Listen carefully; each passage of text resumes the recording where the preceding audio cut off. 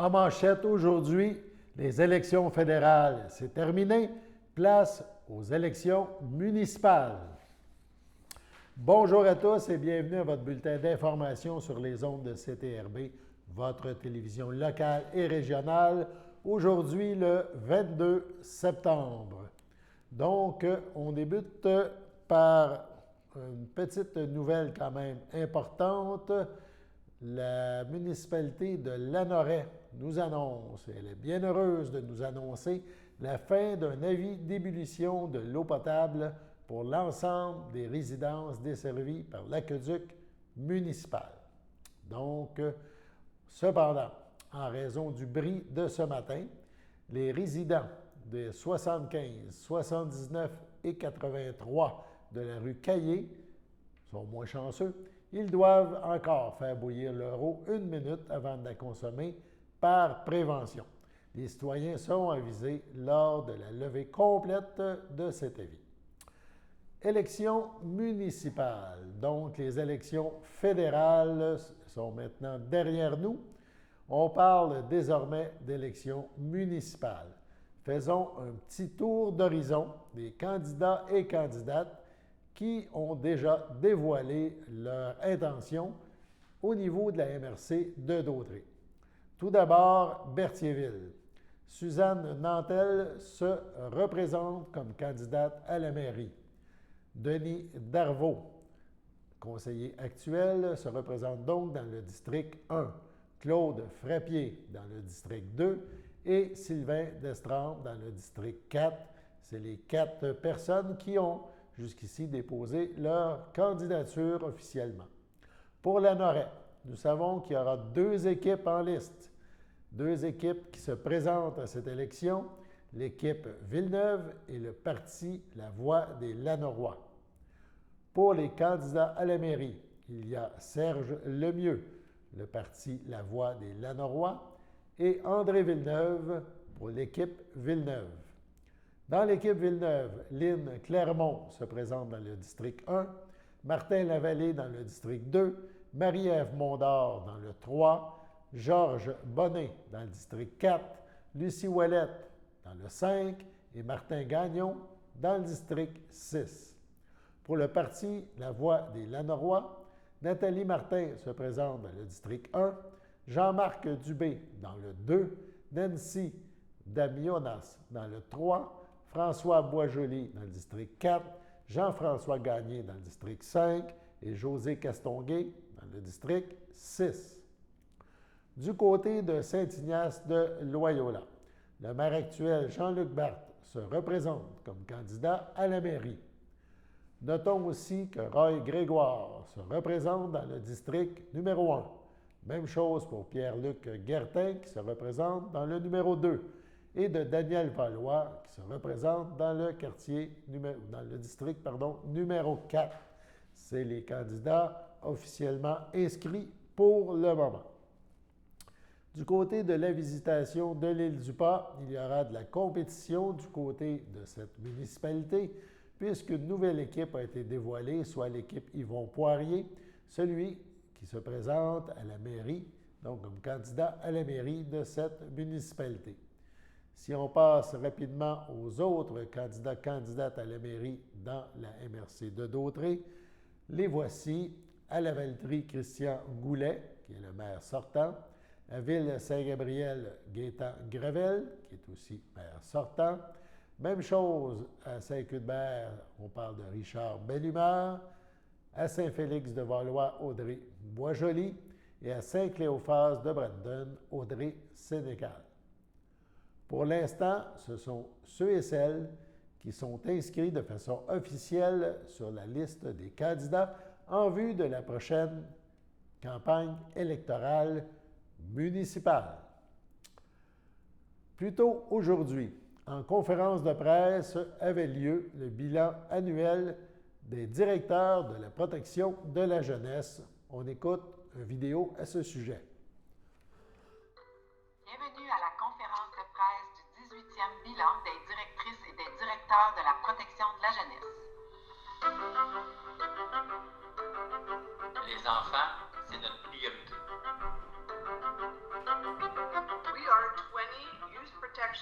doctors in the province of Quebec.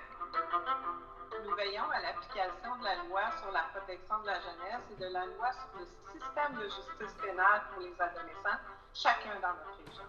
Nous assumons des responsabilités en adoption québécoise et internationale et nous réalisons aussi des expertises en matière familiale pour la Cour supérieure. En collaboration avec un ensemble de personnes et d'organisations, nous intervenons tous les jours auprès des enfants et des jeunes dans le but d'assurer leur bien-être et leur protection. Cette année encore, nous avons dû relever de nombreux défis.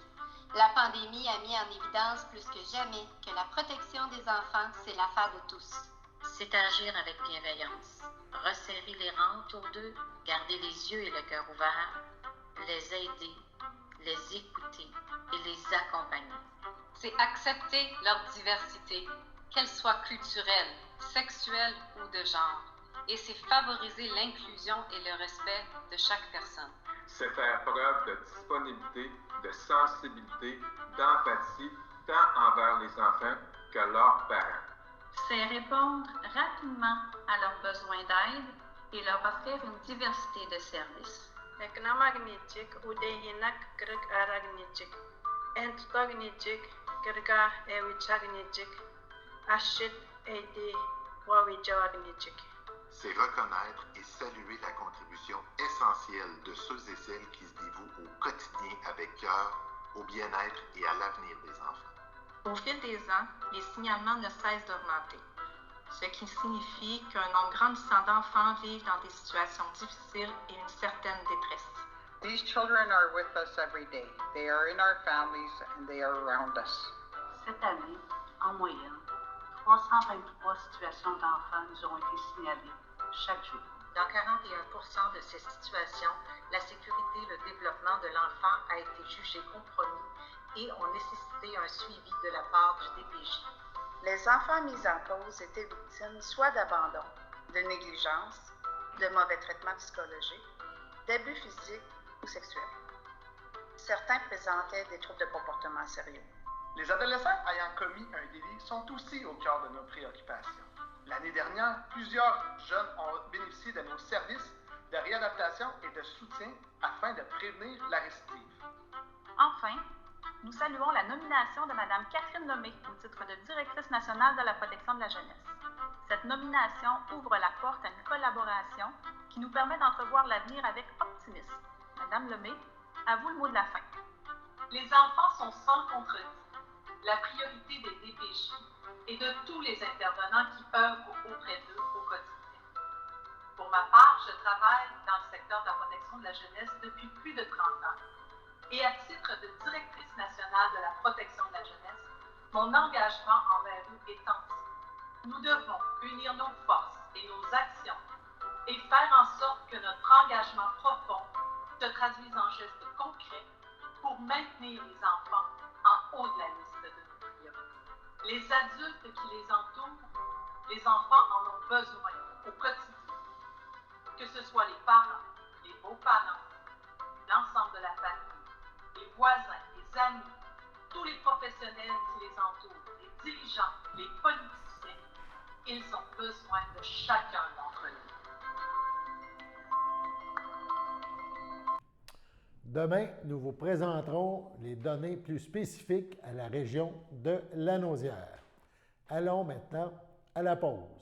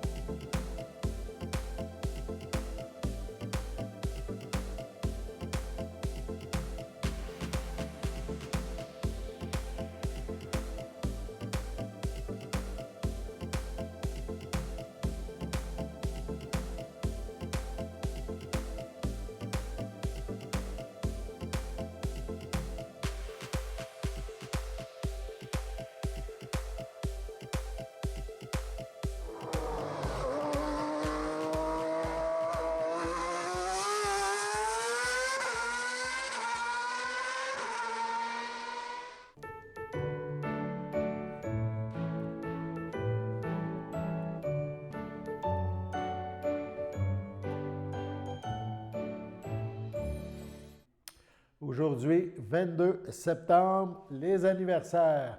La FADOC de l'île du Pas souhaite bonne fête à Hélène Yale. Elle souhaite également un heureux anniversaire à Marco Desbiens. Le Centre d'action bénévole d'Autrey souhaite bonne fête à Céline Cournoyer. C'est votre anniversaire aujourd'hui, 22 septembre. Toute l'équipe de CTRB se joint à moi et vous souhaite un heureux anniversaire.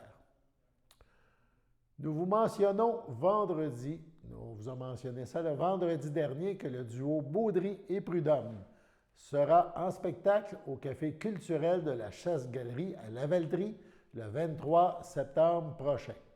Voici donc un rappel. On en profite donc pour faire un rappel des différents spectacles offerts à la Chasse-Galerie. On écoute à ce sujet Philippe Cyr-Pelletier, qui est le directeur général de l'établissement. On présente un spectacle qui est en fait un spectacle unique au Québec. C'est le chanteur Simon Baudry avec le pianiste virtuose Philippe Prudhomme qui nous présente un concept inédit qui fusionne la chanson traditionnelle avec la musique classique de concert.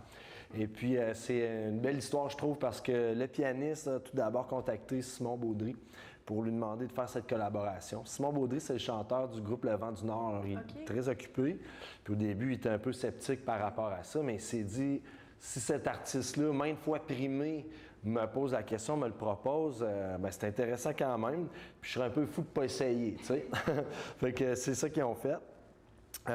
Puis il a apprécié l'expérience vraiment. Il s'est retrouvé à pouvoir se concentrer plus sur sa voix, sur l'interprétation. Donc, il ne s'accompagne pas. C'est vraiment le piano à queue de Philippe Prudhomme qui fait ce travail-là. Donc, ça lui a permis, je pense, d'aller plus loin par rapport à ça. Puis il a dit qu'il l'appréciait.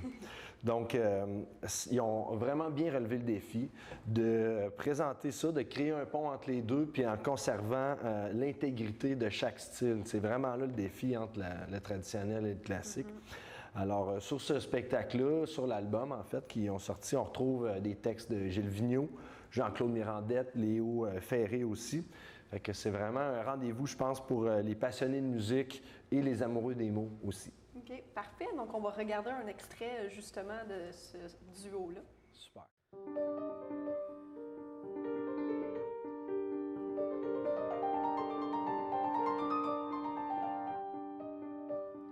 Auprès de la rose, y a toute la ruisseau des ridettes, y a toute la ruisseau. Je m'appelle Philippe Prudhomme, je suis pianiste de concert et compositeur. Je poursuis présentement mes études de doctorat en musique à l'Université de Montréal. Moi, je suis Simon Baudry, chanteur-instrumentiste au sein de la formation Le Vent du Nord et j'ai la chance de faire le tour du club avec eux depuis bientôt 15 ans. Il y en a une gang, vous les connaissez, j'ai pas besoin de vous les nommer. 3 fois par jour, je bouille la chaudière et tout le long de la rivière. Le duo se distingue à la base par la rencontre de 2 styles musicaux qui sont le classique et le traditionnel. Donc, nous, notre approche, c'est de faire un pas vers l'approche musicale de chacun pour, au final, que nos univers musicaux se fusionnent pour se trouver un son propre à nous. Mais des os de la bête me fit un chalumeau. Donc là, on va passer au deuxième spectacle qui est le 24 septembre, c'est ça? Oui, le lendemain. Le lendemain, en fait, on présente un spectacle de la série Coup de cœur. C'est présenté par la famille Prix Mélanie Boulanger.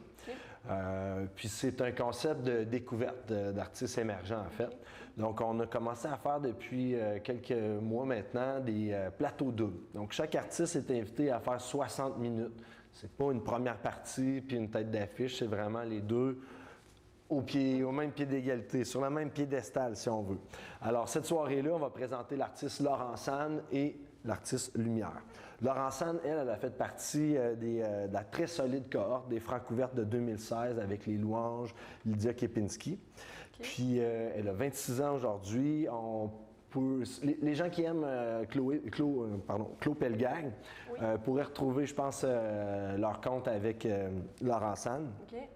Elle, dans le fond, sa musique, c'est vraiment à l'adresse pour les gens ou à l'adresse pour la partie du cerveau où tu te retrouves quand tu es dans la Lune, en fait. Okay. Ça te donne un peu une petite idée. Ces textes, c'est souvent comme ce qu'elle explique, issu d'une bulle qui passe dans sa tête, puis ça l'inspire pour quelque chose. Puis moi, je trouve ça très intéressant parce que avec ce type d'art-là, ce type d'œuvre-là, ça nous permet un peu de rentrer dans la tête des autres, tu sais, chose qu'on n'arrive pas à faire naturellement. Pas se poser, en tout cas. Donc, c'est ça. Puis, comment elle compose, elle, c'est comme un peu des toiles, des tableaux. Fait que, elle a tous ces tableaux, les chansons, évidemment. Elle met une couleur sur l'autre. C'est très intuitif. Puis un peu comme ce qu'elle explique, tu sais, le jeu où chaque personne, on fait une histoire, mais on dit chacun un mot. Puis là, ça nous inspire le mot suivant, etc. C'est un peu comme ça que sa musique est créée. Donc, moi, je trouve que c'est un artiste à suivre. C'est son deuxième album. Il s'appelle Musivision. Puis je trouve que c'est une belle évolution par rapport au premier. Moi, le premier, je regardais ça aller. C'est ce que je fais dans mon travail. On identifie, on repère des artistes, on voit comment ça évolue. Puis je pense qu'avec le deuxième, là, on vient de démontrer une belle maturité. Puis ça me fait plaisir de l'accueillir en salle. Et elle va être jumelée à l'artiste Lumière aussi. Lumière, c'est Étienne Côté. Lui, il vient de Saint-Antoine-de-Tilly. Au début de la vingtaine, il déménage à Montréal. Il étudie à l'Université de Montréal en percussion classique. Il ne vient pas pour jouer dans des bandes de musique, à l'époque, du moins. Puis là, un de ses amis, qui est contrebassiste dans le groupe Canaille, l'appelle. « Ouais, on cherche un drummer. » Puis c'est comme ça qu'il a commencé à faire ça plus du côté de la musique pop. Ça a été son premier band. Aujourd'hui, on le retrouve aussi dans la formation Bon Enfant. Puis là, ça, c'est son album, c'est ses compositions. C'est un album concept, tout droit sorti des années 70. Ça s'appelle Ami Amour, tout en majuscule avec des petits points entre chaque lettre, Ami Amour. Puis ça y a pris un bon 4 ans à composer cet album-là. Chaque pièce lui donnait envie d'ajouter d'autres personnages, donc ça s'est comme un peu étiré. Puis quand on lui dit « Ouais, t'es pas un peu à contre-courant de faire un album concept en 2021 alors qu'on écoute les chansons à la pièce aujourd'hui, c'est vraiment un single, un extrait », mais il dit « Ouais, mais... » Moi, cet album-là a été fait en 1971, je vous rappelle. Fait que c'est vraiment, je pense, le petit côté humoristique qui est le fun avec ça. Donc, c'est le batteur qui chante. Je vous rassure, les 10 chansons s'écoutent quand même très bien sans connaître l'histoire de l'album concept. C'est grâce aux mélodies qui sont fortes, un univers séduisant et des arrangements riches. Alors, l'album s'appelle Ami Amour, puis il va être en plateau double avec Laurent Sand, c'est le 24 septembre prochain. C'est un 25 $ pour le spectacle, 2 artistes, puis vous pouvez profiter de la promotion coup de cœur. Si au moment où vous faites l'achat de votre spectacle, vous en choisissez un deuxième, bien, vous payez seulement les frais de billetterie. Donc au final, c'est comme un 25 $, 4 artistes, 60 minutes chaque. C'est l'occasion vraiment de découvrir notre culture québécoise.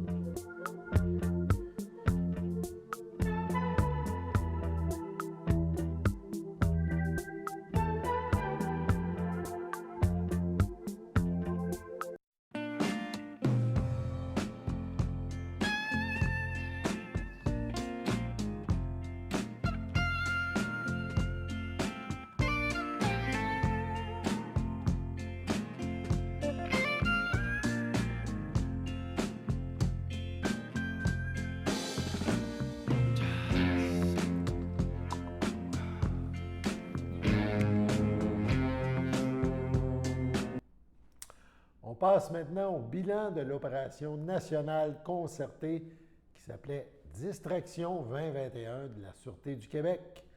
Les services de police du Québec, en collaboration avec la Société de l'assurance automobile du Québec, la SAAQ, et le Contrôle routier Québec, le CRQ, se sont unis afin de conscientiser les conducteurs aux dangers liés à la distraction au volant. De nombreuses opérations policières et des activités de sensibilisation ont été réalisées dans le cadre de l'opération nationale concertée Distraction 2021 qui s'est déroulée du 10 au 16 septembre dernier.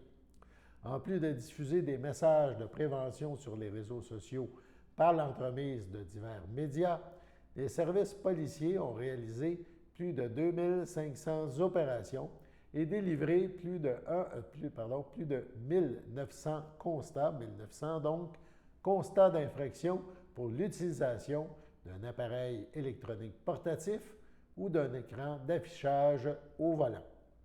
Allons à la pause. Le samedi matin, dès 9h30, nos téléspectateurs sont invités au Super Bingo télévisé diffusé de nos studios de Berthierville. Depuis maintenant une vingtaine d'années, plusieurs adeptes de la télévision régionale se sont partagés un montant de 600 $ disponible chaque semaine lors de cette joute de bingo télévisé.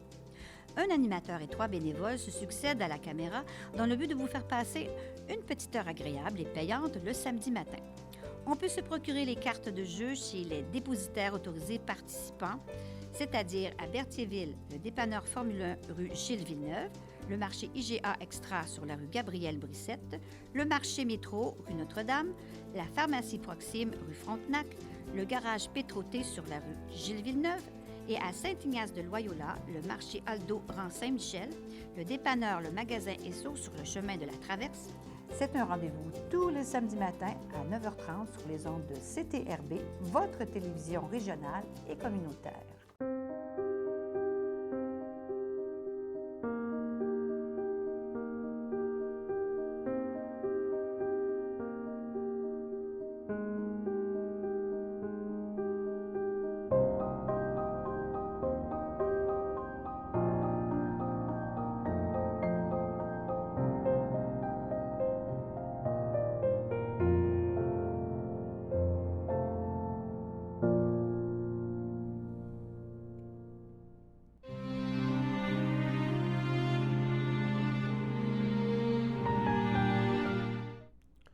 Subitement, à son domicile le 10 septembre dernier, à l'âge de 74 ans, est décédée Mme Suzanne Rainville, retraitée de l'enseignement, fille de feu Charles-Édouard Rainville et de feu Lucia Turcotte, demeurant à Sainte-Geneviève-de-Berthier.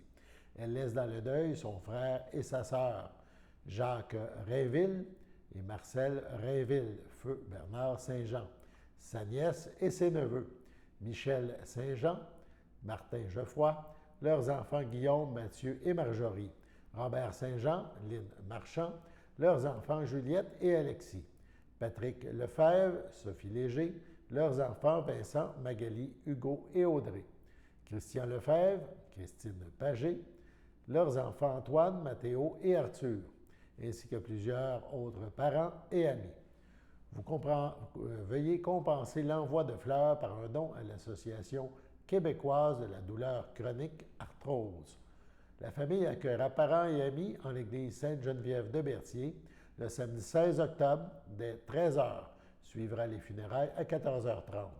Madame Suzanne Rainville sera inhumée au cimetière de Berthier. À l'hôpital Hôtel-Dieu de Sorel-Tracy, le 16 septembre dernier, à 86 ans, est décédée Madame Louisette Dandonneau, épouse de feu Cyril Latour, demeurant à Sorel et native de la Visitation de l'île du Port. L'ayant précédé son frère et ses sœurs, Jacques, Claire et Françoise Dandonneau, elle laisse dans le deuil ses enfants, France Latour, Guy Chaput, Pierre Latour, Chantal Isabelle, Mario Latour, ses petits-enfants Mélanie, Élisabeth, Jérémie et Roxane, ses arrière-petites-filles, son arrière-petite-fille Ivy, son filleul Rémi Latour, sa sœur, ses belles-sœurs et son beau-frère Gisèle Plante, feu Jean-Louis Dandonneau, Rosemée Dandonneau, Jean-Guy Latour, Lucie Latour, Rita Valois, feu Vilmer Latour, ainsi que plusieurs neveux, nièces, autres parents et amis. Vos témoignages de sympathie peuvent se traduire par un don pour la recherche sur la maladie d'Alzheimer. La famille accueillera parents et amis le samedi 25 septembre dès 13h en l'église de Saint-Ignace de Loyola, où suivront les funérailles le même jour à 14h. Madame Louisette Dandonneau Latour sera inhumée au cimetière de Saint-Ignace de Loyola. Au nom de CTRB et de tout son personnel, nous souhaitons nos plus sincères sympathies aux familles éprouvées. Passons maintenant à la météo.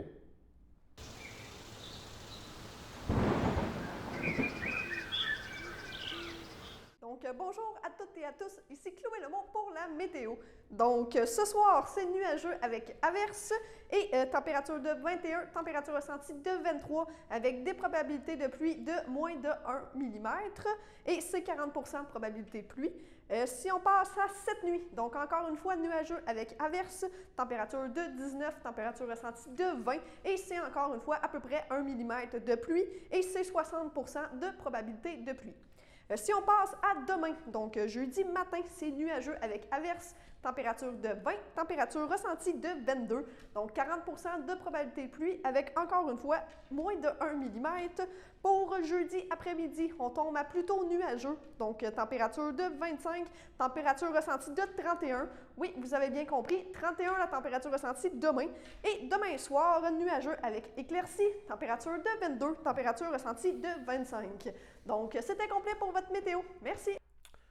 Terminons par une information concernant la COVID-19, modification de l'offre de services de vaccination. La direction du Centre intégré de santé et des services sociaux de la Naudière informe des changements quant à l'offre de services dans la région. À compter de lundi 27 septembre, le site de Terrebonne, situé au centre de soccer multifonctionnel, cessera ses activités en raison de la fin de l'entente de location. La direction du CI3S désire rassurer la population. Les sites fixes de Repentigny et de Joliette restent ouverts et accessibles pour la vaccination. Les cliniques mobiles avec le Vaccibus continuent également de se déplacer sur le territoire lanaudois. D'ailleurs, le Vaccibus sera présent dans le stationnement du même centre de soccer multifonctionnel à Terrebonne les 27, 28, 29 septembre de 9h à 17h. Ouvert depuis le 29 mars, plus de 190 000 doses de vaccins ont été administrées au site de Terrebonne. Voilà, c'était votre bulletin d'information en ce 22 septembre sur les ondes de CTRB, votre télévision locale et régionale. Alain Bellumeur au pupitre qui vous invite à être des nôtres demain, même heure, même poste.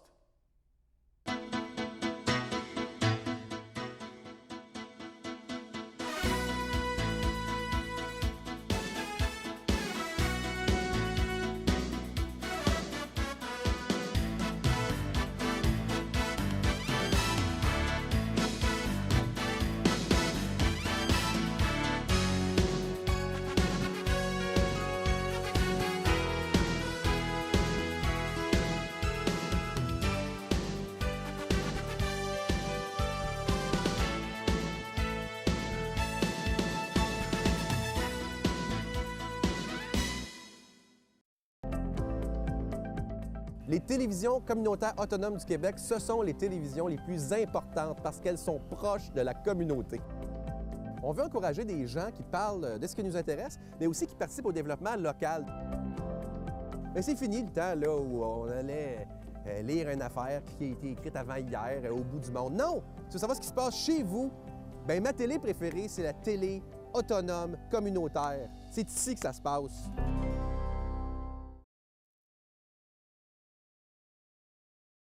Sachez que vous pouvez nous faire part de vos commentaires, soit pour une annonce gratuite sur notre babillard ou toute autre suggestion en nous rejoignant par téléphone au 450-836-5103, 450-836-5103, ou bien par courriel tvcberthierville@hotmail.com, sur Facebook en écrivant Facebook CTRB. Et surtout, n'hésitez pas à visiter notre chaîne YouTube afin d'y retrouver une grande partie de notre programmation sur YouTube CTRB. Les émissions sont classées par catégorie, vous permettant de chercher moins longtemps. Vous pouvez aussi cliquer sur le rectangle rouge « S'abonner » pour être à l'affût des dernières émissions enregistrées.